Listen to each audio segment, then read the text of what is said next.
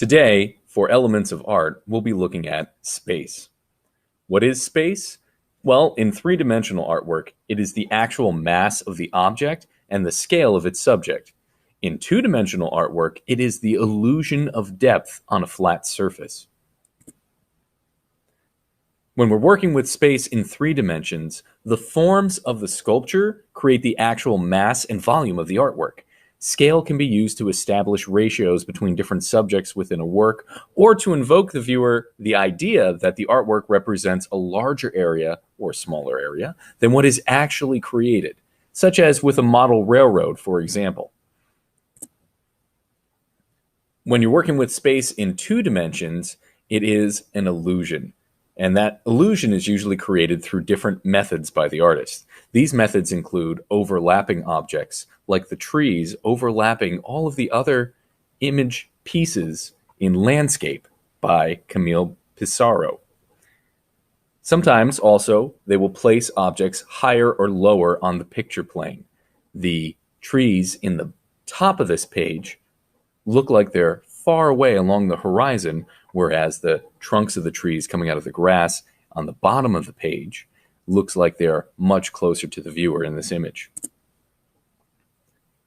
Color and value interactions, where darks feel like they're receding from the viewer and lights feel like they're moving towards them, is also something that's used to create that illusion of space. This one, The Supper at Emmaus, made by Michelangelo, you can see that he's using a method called chiaroscuro, where he's using dramatic lighting to create very strong highlights on these figures and very deep shadows on them as well. This helps to create that feeling that the arms are reaching out towards the viewer and that the wall behind them is sitting in the background. Other types of perspective include linear perspective, which creates the illusion of space by following a set of rules, which we'll get into in other videos. Atmospheric perspective uses the observation that we've made that the farther away an object is, it becomes more blurry and difficult to see. In the bottom image here, Landscape seen from Thanapotis by Astor Brown Durand. The mountains that are farthest away are very faintly painted onto the canvas.